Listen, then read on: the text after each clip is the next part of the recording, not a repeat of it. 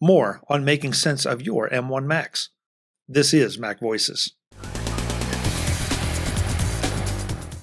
MacVoices is sponsored by Upstart, fair and fast personal loans. Go to upstart.com/MacVoices and find out how Upstart can lower your monthly payments. Welcome to MacVoices. This is the talk of the Apple community, and I'm Chuck Joyner. This is part 2 in a 3-part conversation with author Glenn Fleishman, the author of Take Control of Your M-Series Macs and Take Control of Securing Your Mac. In the first part, we dug deep into the M1 Macs and the changes that they have made to a lot of procedures that we were all very familiar with. Now we have to learn some new things and make some changes to the way we think about accessing and securing our Macs. This time, we continue that conversation, and Glenn explains why we may need to think about changing our backup behavior, or at least I need to think about changing my backup behavior. We also dig into Glenn's Securing Your Mac, which is applicable to not only the M-Series Macs, but also the Intel Macs. So it has a much broader range, and I would strongly suggest that you listen to both the first and second episodes, and of course the third too, if you have concerns in these areas. So let's go right back to the conversation with Glenn. Okay, so I think in between there, the message I just took away is that I've got to be even more diligent with my backups than I ever have been before. And I may have to change my strategy from saying that one of my primary things is a bootable clone to one of my primary things is an archive of my data. Yeah, I think that's the case. I mean, actually, I haven't run a Time Machine backup for years. I've been using a nightly cloning process on an attached drive and Backblaze, and I used, Dropbox and iCloud Photos and other things. So I've never, and I've had failures. I've never lost any data, which is great. It can be a hassle for me to get back up and running. But with an M1 and with Big Sur, I'm like, maybe I'm thinking about this wrong. And, HDDs are super cheap now. So I think it was under $150. I bought a Western Digital 8 terabyte drive, plugged it into my iMac, got it up and running, and now all of our family's computers are doing doing Time Machine backups, because why not? We have a, high-speed home network. So now my wife's computer, she has a 2013 MacBook Pro. It just died the other day. We actually think the SSD drive died. Again, a very rare thing, but we can't figure out anything else. And because it's that weird era that Apple used its own weird like M2 SSD variants, I'd have to get an external case to mount it, and we just gave up on it. But I had backups of everything. I was able to restore 300 gigabytes from Backblaze. We've got a gigabit internet connection, so she didn't lose any data. She was able to bring up Dropbox. She was able to get back to work. She's actually sharing my M1 Mac now, and the M1 is so fast you can actually use fast user switching, which I've never wanted to use because it was so slow in the past. With an M1, it is actually viable for 2 people to use a computer and go back and forth all day. So this is my secondary machine. I don't use it very often at home, and we're at home all the time now. So she's using that. But I was able to restore her environment with some effort from the Backblaze backup. But I realized it's foolish for me, the way that Big Sur works, the way everything else works. I don't need a bootable clone for her. I just need a full restorable backup. And even if Time Machine can be unreliable at times and people lose snapshots or you have to restart, whatever, I don't need a deep archive for her. What I need is, my machine died. I want to be back up and running in a few hours. I have Time Machine. So I can just load the Time Machine backup and she can have her same identical environment on a new machine, unless the most recent Time Machine backup totally failed, which it typically doesn't. So to me, this has changed my backup strategy. So now I have a non-bootable, well, actually, I think I did create it as a bootable clone. I'm winking at you. I think I did make a bootable clone initially, I'm essentially focusing on the data volume and Big Sur for both my Intel Mac and my non-Intel, my M1 Mac. I'm not considering needing a bootable clone, really. I mean, right now I'm using an external SSD on my iMac, so it is technically it's a bootable external drive, so I have that as an option. And I still have a working internal drive, a Fusion drive in my iMac if I really had a failure. But so I now have, instead of having Backblaze and a nightly clone, I'm having Backblaze nightly clone and Time Machine, because it costs so little. Since I have a desktop machine, I didn't have to get a network attached storage or do something funky. I have a desktop machine that's always on. I just added a drive on it very cheaply, and now I've just added a level of protection for everybody on my home network. Listen, I'm sure that we're going to get emails about you. You guys really got deep into this and really confused us. And yeah, maybe so, because it is a little confusing. I mean, welcome to the It world. is, absolutely. Welcome to the world of more enhanced security. But well, let me tell you how confusing it is. I was tweeting something about this with Joe on Twitter, as we tweet there. And I'm forgetting the founder of Bombich software. He jumps in and says, oh, no, you can erase the drive and restore it. Then Howard Oakley of Eclectic Light, he jumps and says, no, you can't. And very polite discussion, because they're all very polite. And in the end, we realized, like, oh, you can accidentally erase your whole drive and restore it. But if your SSD drive dies, Howard pointed this out. So even people who are experts, Howard didn't realize you could fully, or I didn't think he expected there was a way to fully erase the internal drive. And the fella, is it Craig? I forget. Anyway, the founder of Bombich, who I think was using that account, or the Bombich account, did not totally realize, and Howard pointed him to his and Apple technical documents, that if your SSD drive died, you couldn't start it from an external volume. These are two of the leading people in the sort of third-party independent, drive understanding about Mac fields, and they both had some minor lacunae that they had to inform each other about. I'm like, oh, it's that. And so it is very confusing. Again, a reason to write a book, because I can put these answers in it.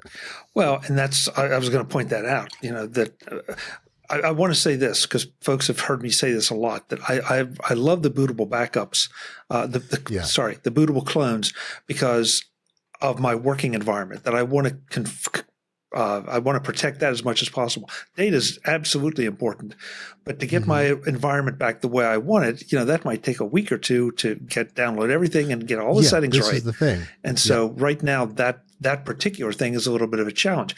Like you said, at least, I mean, with the SSDs and the M1s being brand new, the odds are very low. But I'm just even if they're that paranoid. 8 years old, like the fact that I just had, I think, an SSD die, which is astonishing to me. That's, an 8-year-old SSD. That's bad. It shouldn't have, it just totally died. It didn't fail slightly, but maybe there was a power surge. Maybe it was a faulty component, but that's really rare. And if we really love this machine, this model of Mac actually has a removable SSD. So I could have gotten another one. I looked at, it's $150 for a comparable one. I'm like, it's an 8-year-old machine. It does not make sense to even buy one and try. So unfortunately, it's destined for the junk heap, which is a bummer, because it might otherwise be useful, but it's not worthwhile for anybody to test it out. And then that's the last model, or almost the last model, that you could do that on. After that, it's all hardwired in.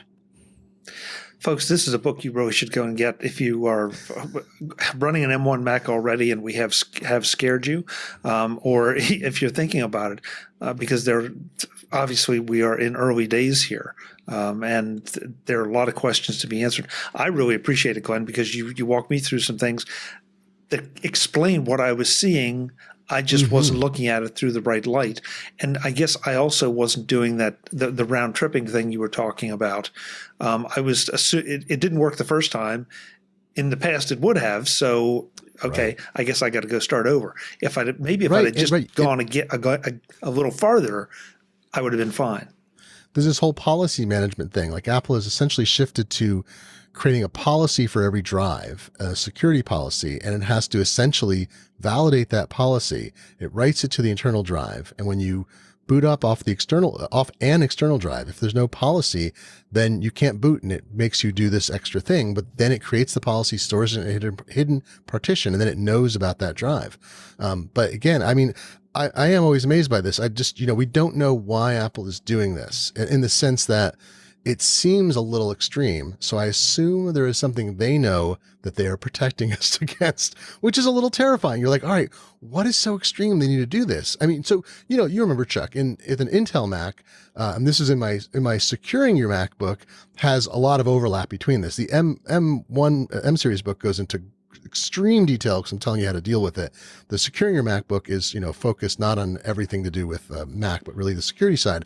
This comes up again because there's two different security approaches. On an Intel Mac, you can use the firmware password that no longer exists on an M1 Mac, and Apple explicitly says, we got rid of firmware password because the M1 Mac requires, or an M1 startup process requires authentication that is more robust than, or as robust as, the firmware password. So there's no reason to use it. But a lot of people were used to using a firmware password as a way to prevent starting up from letting someone start up their Mac from an external volume. So that is now protected in a different way. And it's, again, more robust. And because it's locked to kind of this very tightly controlled cryptographic wrapper around specific versions of Mac OS, I'm thinking, does Apple think or know that there are maybe nation states or hackers who have figured out how to crack slightly older versions of Mac OS and rewrite them? Is that what we're fighting against here? Or is it there's a spate of people stealing Macs and starting them up off an external drive because they figured it out? There's a risk that this is trying to either current proof or future proof us against. And again, because most people don't need to change this, that means most people will be protected by default, even in the worst case. I talked to a group of folks in, was it Florida? No, it was in, was it Fresno? I've talked to some user groups in the last year about security and M1s and so forth. And I realized, talking about File Vault, for instance, most people are not going to have their Mac stolen. Most people are not going to have someone break in and try to decrypt their drive. Most people are normal, not like us. And so we worry about these things. But I think Apple expects, some significant percentage of its computers are used in business environments, used by people trying to protect personal secrets, personal information, just have privacy, or corporate secrets. And so I think, that maybe the 60 or 70% of people who are just like, this is too much. I don't need this. They're also, though, largely people who are never going to boot off an external volume. So they're protected against that, even if something untoward were to happen. Someone steals their machine and wants to try to get at their personal data, even though they don't think they're at risk, but some thief is doing it. Somebody grabs their machine. They're protected against that, even though, again, they don't think this is a problem for them because they're like, who's going to do stuff with my information? It's like, doesn't matter. You're totally protected. And I think that's Apple's point too, just as well as you are if you're a activist for human rights and you're using a Mac and you want to make sure if your machine were seized, it couldn't be unlocked or broken into. You get that same protection whether you're, me in a basement or somebody fighting for liberty. I wish I were fighting for liberty in my basement. It's fighting to keep things going. There's so many things, and you're right, because we have overlapped, and I want to definitely transition to securing your Mac because I think that is something that is also important. And I guess my speculation is that, the bad guys are getting smarter all the time. I mean, we keep hearing things and seeing things that happily really don't relate too much to Mac. Most of them are on the Windows side, the Microsoft side, and on the server side. But, it's getting more sophisticated and it's getting more frequent. And so maybe Apple is thinking ahead. I don't know. I guess I'm not happy to hear these explanations because of the inconvenience, but that right there defines security is inconvenience. Right. I mean, I think Apple's trying to do the best thing for the most users that without totally disabling useful features that the rest of us use all the time. And I want to say it's a pretty good balance. And again, I assume they have good reasons for it, but, I think a good thing to look at is so Joe had written a Mac OS security book several years ago and hadn't updated it. He had enough other things on his plate. We had enough stuff going on, and there didn't seem to be as much of a demand for it a few years ago. So he let it drop, and then we were looking at sort of gaps in the Take Control lineup and said, hey, what about I've got this book about iPad and iPhone security. We should probably do one about Mac OS security, And he's like, is there enough now? Is enough change? And we start going through it. And we're like, oh my God, there's all this stuff not addressed in our books and actually very hard to find. And I get email all the time at the Macworld Mac 911 email address and about various things. It's, there's a lot of stuff people are confused about. And a lot of it is about privacy and why Apple is asking them to do certain things, as opposed to they are afraid of something happening, or they're like, I know my data will all be stolen, So in writing that book, I took some of the material from 2016, but a lot of it is new because it's shocking to me how much the focus has shifted. And one of them, I guess I'm going to say there's a couple big things. One is, I'm sure you've seen this as well. I mean, we're talking about a lot of these aspects. Apple wasn't uninterested in physical security of Macs in 2016, let's say. But they're kind of obsessed about it now. I mean, think about all the ways in which Apple has locked stuff down against physical removal. So, everything's soldered on the board, and you can't, in this new M1 thing, you can't easily boot off an external drive. And the firmware password has been kicking around in Intel for a while, but Big Sur, splitting it out into this immutable. Oh, I mentioned this earlier. This is what happens on both Intel and M1 Macs. When you boot Big Sur, it doesn't just load a read-only volume. It actually creates a snapshot using the APFS system to create a snapshot, which is a read-only snapshot. So it's not even just you're accessing the drive, you're accessing like a shadow image of the files that are cryptographically locked. And I'm thinking, what does Apple know about the system being hacked? Is it a physical thing? It seems, there's all these boot level checks now. Like, what's going on? So Apple definitely, File Vault has been kicking around since, I think it's Lion. So that's a number of releases. And that was a big update, especially when they added encryption chips directly into Mac. So it was perfectly fast. So that's great. You can encrypt your drive. You can protect your login. It makes your machine somewhat impenetrable unless somebody has your passphrase. That's fantastic. Then they add Secure Enclave, which is another secure thing, right? It holds all your secrets in a tamper-resistant kind of irreversible way. Well, that's pretty amazing. And then you're like, well, now it's got this cryptographic thing in the M1. So if you boot it, it actually, it's almost impossible to boot a non-Apple signed thing. I don't think it's possible unless you were able to had, root level credentials to do it. All these things. Like, okay, so there's something going on there. And again, I'm reading tea leaves, but I think Apple feels like sort of both, aspects of system security and preventing people from being able to, in the slightest way, like literally whenever a file is loaded from the system on an M1 system. I don't think it's true on an Intel. I think it's only on an M1 because of actually, let me think about that. It might be anything with a secure enclave. Now that I say this, every file in Big Sur is essentially cryptographically signed on the system volume. So every file that's loaded is checked that it's valid. On M1 devices, the processor actually sets areas of memory to be execute only or read and write, but not execute. So when you load an app, the app says this area is for program, this area is for data. So if someone hacks the app, they can't actually change the executable areas without, it's a huge amount of overhead in doing it. The app can do it, but there's no way to easily do these kind of buffer overflows and other common issues because the M1 at a hardware level literally locks the locations against execution. So if someone blows a bunch of data into some place and tries to push to execute it, the app won't do it. The Mac OS won't do it. The chip won't do it. So there's all these things that they've added and you're like, okay, there's something going on between I don't mean this, I sound very conspiracy-like, but I think Apple perceives rightly that there's an extreme level of weakness that they're trying to harden against where system files can be modified in a way that previously weren't noticed and now essentially are impossible to break through in that particular way. And that there's a greater risk of someone having access to your computer and doing something. And they wanted to cut off all the paths for that. They want to make it possible for you and impossible for other people.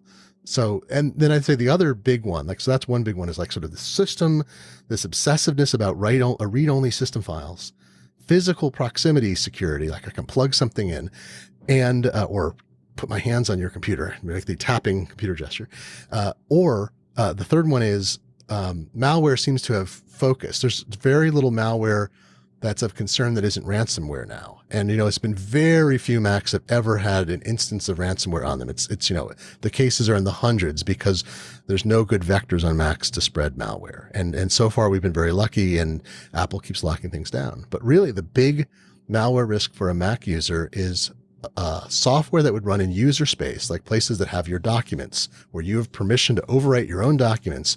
And that's the thing that Apple is trying to, I want to say at some level focus its effort to keep that from happening, right? Is they don't want unknown software that could encrypt your files and hold them for ransom. Because everything else, it's not like other malware doesn't exist, but everything else feels like the fruit is so high hanging that malware developers have not tried to target Mac users with it outside of nation state actors where they have 0 days that they're spending millions of dollars to target individuals with. You have that level, and then you have a bazillion people sending crappy ransomware out, none of which is really affecting Mac users. Today's edition of Mac Voices is supported by Upstart, fair and fast personal loans. I'm pleased to welcome Upstart as a new sponsor of Mac Voices. Upstart is a leading artificial intelligence lending platform designed to improve access to affordable credit. That's a mouthful, right? What it means is that Upstart is the fast and easy way to pay off your debt with a personal loan. The entire process is done online, but unlike other lenders, Upstart looks at more than just your credit score, like your income and employment history. That means they can offer smarter rates with trusted partners, and that your funds can be available as fast as one business day after accepting your loan. Unsure about applying for a loan online? Don't be. Customers have rated Upstart with 4.9 stars on Trustpilot and Credit Karma. It has been rated number 1 in personal loans for customer satisfaction on LendingTree, and has been featured in Forbes, The Wall Street Journal, and CNBC. I'll be telling you more as we go along, but for now, I want you to visit upstart.com/MacVoices. Find out how Upstart can lower your monthly payments today. That's upstart.com/MacVoices. Loan amounts will be determined based on your credit, income, and certain other information provided in your loan application. That's upstart.com/MacVoices. Welcome and thanks to Upstart for their support of MacVoices. Scary world out there, Glenn. Scary world. Low-hanging fruit. Unfortunately. So, again, I feel like these two books almost should be had together, because there are, there's a lot of overlap as we start this and make this transition to the M1 or the M series, the M series, as you and Joe so intelligently titled it. We didn't want to retitle the book when the next one came out. Yeah, exactly. But how about securing your Mac? Is that more general security advice, or are there both M1 and M1 and Intel specific recommendations in there? Yeah, I mean, this book, Securing Your Mac, is we didn't want to put privacy in the title because I think privacy there's another book we have on privacy, but it's also it's teased out as a separate thing because privacy is a broader category. It crosses all the different devices and websites and stuff you use. So I do talk about privacy quite a bit, but I think privacy at some level is a subcategory of security. Like, what does security do? It keeps you safe from X, keeps you safe from your information being stolen, your machine being taken care of or taken over, and so forth. So privacy is one of those things. It prevents your data from being removed from your machine without your permission and used in some maleficent way. And so the book actually goes all the way back to Mojave. I mean, all the way back 2 years, sorry. But it's Mojave, Catalina, and Big Sur, because we still know there's a lot of people running the 32-bit apps. I just transitioned to my iMac from Mojave, and I'm running Parallels to keep my old Mojave system running for a few 32-bit apps I have. So we know people are still doing that. We wouldn't want to drop them out at this point. And there's some significant differences, between Mojave, Catalina, and Big Sur. So I address all those, and also the Intel M1 split. But a lot of the focus is like, how do you protect yourself safely without inconveniencing yourself? So in the past, for instance, I would say I didn't recommend anti-malware software. It's one of those things like a flu shot. No, it's really technically an anti-flu shot. I did not recommend anti-malware software for a long time. And I think more recently, I finally installed the first anti-malware software full-time that I have in years. I got the Sophos. It's like $50 a year, I think, for the first year for up to 10 computers for a family license. So we're all running Sophos here. And you know what's amazing? Installed it. It found malware on my Mac. But you know what it found? I'm going to ask if you can predict what it found, because I think you might. I would guess it found malware in Microsoft Office documents. You got it. I'm pointing. I don't know if people are listening if aren't watching. I'm pointing. Yeah. So it found some old .doc files, some of which are like 12 years old, in an subfolder of an enclosure that were some old mail thing that we archived. My wife had some on her machine, I had some on mine. They're like 3 files apparently had word macro viruses or something else in them. So at some level I was like, this is great. It worked. It actually did scan everything and it found this ancient stuff. But Sophos protects against, it has a certain kind of pattern recognition for ransomware installation. So if some app that hasn't been approved, basically, that's not been signed by the App Store or whatever, I think is the limitation. If it starts to write a bunch of files in sequence, like it starts to read a bunch and write a bunch and delete a bunch, it'll pause it and say like, hey, you might want to check, because you know what this program is? Is it ransomware or is it something you know? And so that was my concern, is if there ever is a successful spread of ransomware, I thought this is an extra protection on top of us not sending, we deal with my family. We're sending files to people who do have Windows machines and Android devices. So we're sort of protecting other people, but I felt like for once it was actually worthwhile at this point in time to do that. So there's things like that some recommendations. But it's also like, I've got a whole section on how to share files securely, because that's a complicated issue. And it's not necessarily macOS security. I mean, there's the issue about how do you, it used to be you could set up a file server or you put stuff on an FTP server, and those days are long past. And so really now it's, do you use iCloud? How does iCloud Drive integrate into your Mac? And then a lot of the other services and how well they secure your files, both against outsiders breaking in, but also kind of where the files are located, where they are in the cloud, who has access to them while they're stored there, that kind of thing. So, and a question I've had a ton about is the whole, like the startup procedure on Macs. And so I was talking, and we talked for a long time about the M1 side, but I've got a chapter that's just digs into, if you're trying to understand and troubleshoot problems in, Mojave and later Intel and M1 with, how File Vault works, or, what happens if you lose your recovery key for File Vault. You're doomed if you aren't storing it in iCloud. So maybe you should be storing it in iCloud. But, there's like all these little bits and pieces around that I just get, I get questions about all the time. And so this is an attempt to try to answer those comprehensively too. I should say one of the other things is we hear about people getting locked out of their machines. I get email all the time. Joe does, you probably hear about this. People done something, they can't get back into their Mac. So even though this is a securing your Mac book, there's a chapter on regaining access to your Mac because you secured it so well. How do I get back in if I've lost the password, if File Vault has gone belly up? Like, what do I do in all these circumstances? And those are much asked questions. Yeah, I mean, there's so many things here. I did want to ask the one iCloud thing, because I remember seeing somewhere, but this may have been a while back, because I thought you were here just a couple months ago, and it's been more like 6. Are iCloud files encrypted at rest? This is a fantastic question. It's one I actually discuss with people on a regular basis, because I would say there are 3 categories of iCloud files, interestingly. There are iCloud files you sync that are not encrypted, there are iCloud files you sync that are, I think I have to reframe the question. This gets into the Spanish Inquisition sketch from Monty Python. There are 4 kinds. So your question is, are iCloud files encrypted at rest? And the answer is yes, but I think the question is by whom? So Apple always encrypts your files at rest on iCloud. So if somebody gained access to the files without going through an account, and didn't gain access to Apple's security apparatus, which is kind of held separately, that manages the decryption, they would be out of luck. But that said, who owns the keys? There's kind of 3 categories.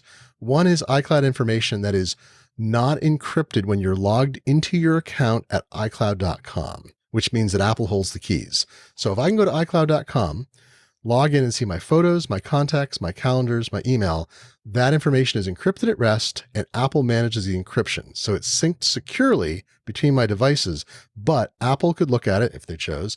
And under certain circumstances, like court order or what have you, that information could be disclosed to proper authorities. iCloud Keychain is a category of information that is encrypted at rest, and I own the keys. So my endpoint devices, my Macs, my iPhones, I have one iPhone. I'm rich. I have many iPhones. So I have one iPhone, my day and night and midday iPhones. So all of my endpoint Apple hardware has keys stored in secure enclave that encrypt and decrypt the information. Apple acts as a conduit. So iCloud Keychain is one. All the entries in there, they're stored encrypted in such a way in iCloud that no other party could gain access to them. You have to have one of my endpoint devices, and you have to be able to unlock one of my endpoint devices. And you may even have to offer additional information in the right circumstances, another password or passphrase to unlock that and view it. So that's second category. This also includes a lot of weird little things Apple's been adding into that, like a photo, the face recognition information, your ID information. If you categorize people in photos, Apple doesn't sync it does a clever thing. It doesn't actually sync your names and things. What it does is it syncs the relationships, and it secures it in such a way that on your endpoints, the endpoints pull in the relationships of photos that you've made, but they don't identify people. So Apple never has access to the identification information. So they can see all your photos, but they don't know how you've recognized faces, but all your devices know how you've recognized faces and sync that among themselves. So that's actually pretty cool. It's kind of part of Apple's privacy thing. There's a couple of the things like that it's all endpoint controlled. And then the third category is stuff like your recovery key for File Vault. So Apple lets you cache certain information at iCloud by proxy, and it's only retrievable with your iCloud information. So it's encrypted at rest. They control the key, but you don't have access to it except in very limited circumstances. So you can't go into your iCloud.com account and find it there, but in the right place. Like I'm trying to recover my password on a Mac that's protected with File Vault. If I've used the Apple ID proxy option or the iCloud proxy option when I set up File Vault, I log in with my account information, and my machine then communicates with iCloud, retrieves the information, and unlocks it. So in that case, it's secured in a different way because it's inaccessible to me except through a very specific Apple intermediation. There you go. Those are it. And you got to say, this isn't easy, right? Like, so why does Apple not encrypt all your photos, right? Why doesn't it using browser-based encryption so that you could decrypt in the browser? 1Password does that. Other sites do that. But Apple has chosen that there's some categories of sync information that it is not encrypting and decrypting in the browser. It's dealing with it on its servers for you. And that's not a bad thing. For convenience. But if some people don't want that, and then they may have other options they could try too. Yeah. Yeah, but I guess, I mean, I'm glad to hear that, because when I read whatever I read and there was a question over that, it's like, well, that doesn't seem very secure from a company that is touting security. And so I didn't quite buy it. And then it was one of those things that didn't affect me at that moment, so I didn't follow up on it. This conversation brought it back. There's an issue. There are some people who are, I think Apple could potentially make a choice and say, do you want your information retrievable from iCloud.com when you log in, or no? And if you say no, then it could add a layer of encryption so it's all endpoint secured, just like iCloud keychain data. But they don't offer that as an option for simplicity's sake. I don't know how many people actually use iCloud.com to access various information, maybe their email, but maybe not much else. But that's a security sort of profile choice they've made. And I don't know, I'm trying to think if there's other services. I mean, you can't just switch to another service in which all your information is encrypted, where you hold all the keys. I mean, if you use 1Password, it is, but you can't sync contacts through 1Password, at least not yet. They keep adding features. Maybe they will add that. Once again, we picked two of the most complex topics here to try to simplify or discuss. Although these are the ones I get the questions about. So I hope people watching and listening have gotten this far. I hope you're in that camp, because I've gotten hundreds of questions about this, even though to me, they also seem really on the complex end of things. They're affecting people enough that they write me. They figure out how to get in touch at Mac 911 and say, what's going on with this? Well, and I hate to say it, Glenn, but I think even the mainstream press is scaring a lot of people. And this may be one of those cases where it's good that they're scaring them, because these things are very real. Something you said though earlier really resonated with me, that people are calling you and saying, well, who cares? Nobody's going to want my information.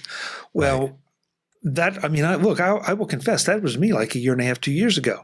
I'm not too worried about, somebody knowing what my password is on Facebook or Twitter, because, it's, until you really start to understand the implications of what can be done in your name that could cost you a job, a relationship, or worse, you better pay attention to it. I don't care if you're not fighting for liberty in your basement like Glenn is.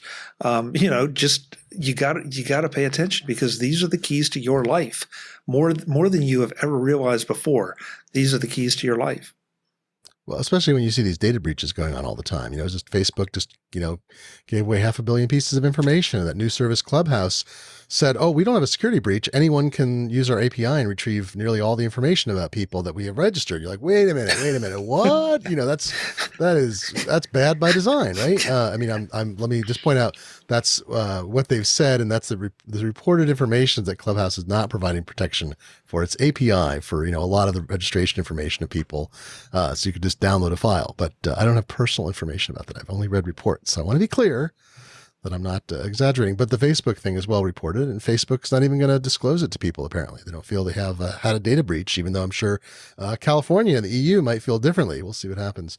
So your information, I make a big distinction. The securing your Mac is about how to protect information stored on your computer, not on websites. But, I killed my Facebook account months ago because I just stopped being comfortable with their ability to hold, use, or secure my information. So why do I need to be part of that? I don't want to be part of that system. I don't care if anybody else joins me leaving. It's not a movement I'm part of. I just don't trust them anymore. In several different ways. And I think that's true of, there's a lot of sites that have now lost people's trust. So you start retreating into your computer and you're like, well, what can I do where I control everything? And I have access to the keys, I have the passwords, and nobody in between, government, hacker, company, can see what I'm doing. That's kind of what I want. I want the future to be more like federated islands of identity and security instead of central authorities, central entities who are controlling, observing, filtering, and using everything against me for advertising or worse.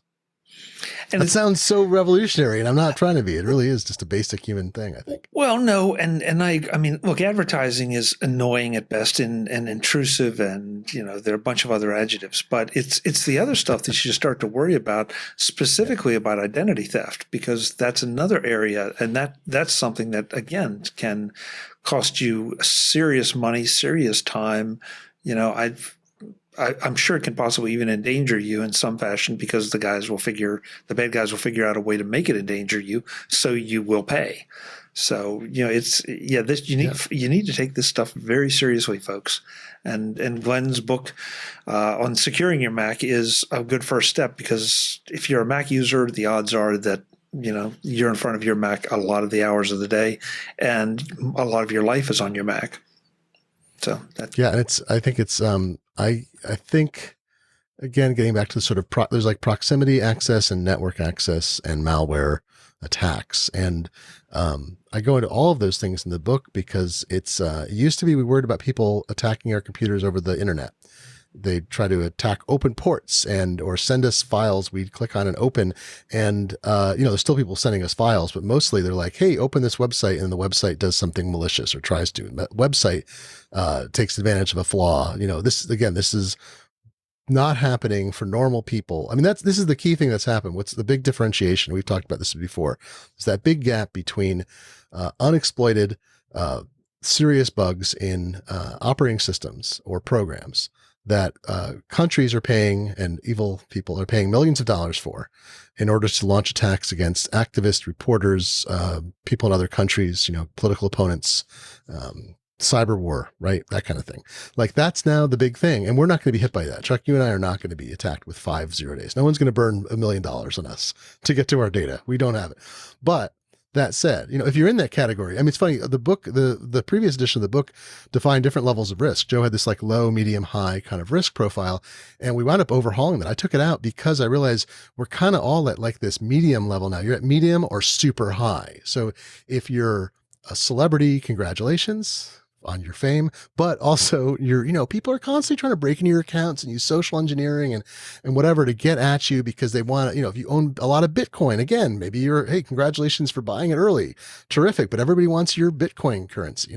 There's all this stuff. That's really the high level is there's people is activists, celebrities, wealthy people, Bitcoin, cryptocurrency, millionaires, billionaires, people who have lots of followers on Twitter or TikTok, all these kinds of things.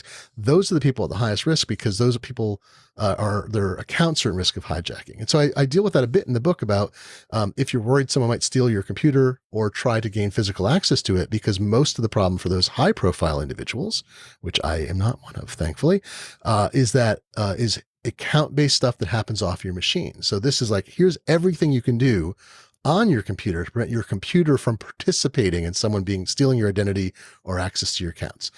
For most people who are at and I say everyone is at moderate risk now, Apple's built so many tools in that protect us that we don't even have to think about. And 5 years ago, we had to do a lot more configuration to get there. Now the base level of configuration is really securing against moderate to high risk. And we all get that as a free benefit. But by the same token, the little chinks that are left in the wall are things like ransomware, which hasn't hit us yet, but there's no specific reason it hasn't. There are fears against the future. So if you take the proper safeguards now, like even making, in the chapter I have on about risks to your Mac, like malware and so forth, is making good backups that are not directly attached to your Mac, right? So Backblaze or other online backup services or clones that you take off and put into vaults in place. If you get hit by, if I were hit by ransomware tomorrow, I have all these backups that are not hit by ransomware, and I could bring back all my files. I can go to Dropbox and rewind through its archives before the files were encrypted. So it's weird, but like a good backup and a deep backup of archives is actually an effective anti-malware tool today because of the main risk of ransomware. But as you said, it has to be a non-connected. Otherwise, the ransomware could lock what you were using as your backup. And well, this is where Dropbox is interesting. I just want to give you 1 second on this. It hadn't occurred to me until writing this book that Dropbox is actually sort of ransomware resistant because Dropbox automatically saves new versions. So if I'm working on a file and I click save or I get an auto save and it saves to disk, Dropbox is continuously watching for file changes and it uploads those diffs. Like every change it spots, it uploads as quickly as it can.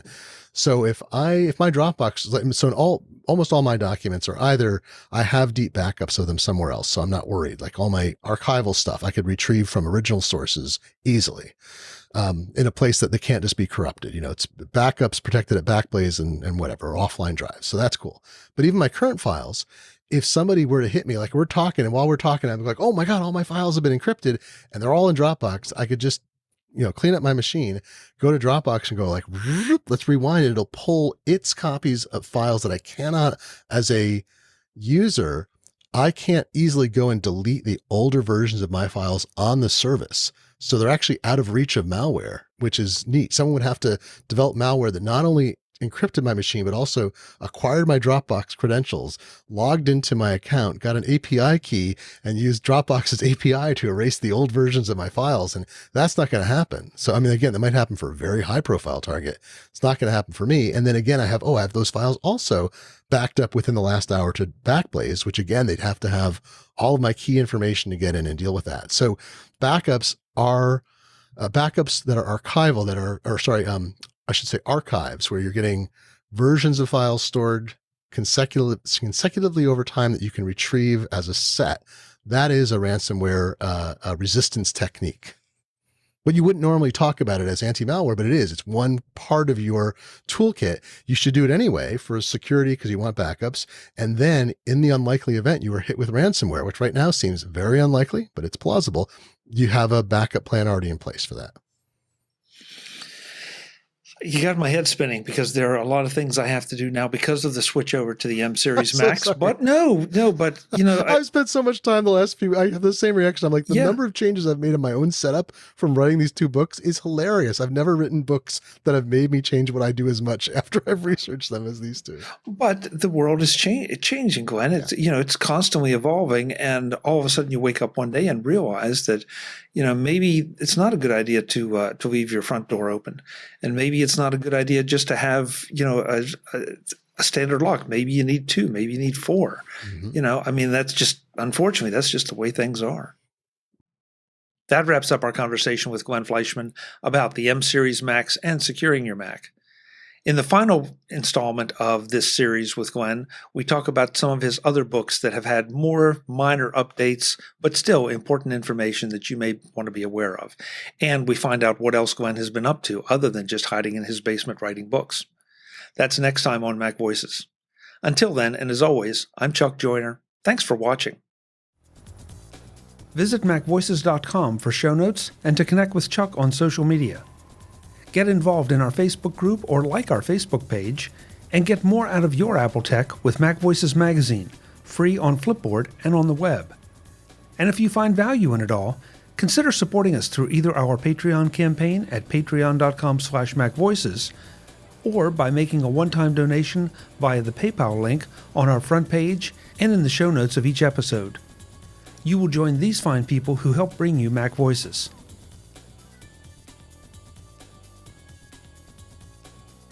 Advertising handled by Backbeat Media at backbeatmedia.com.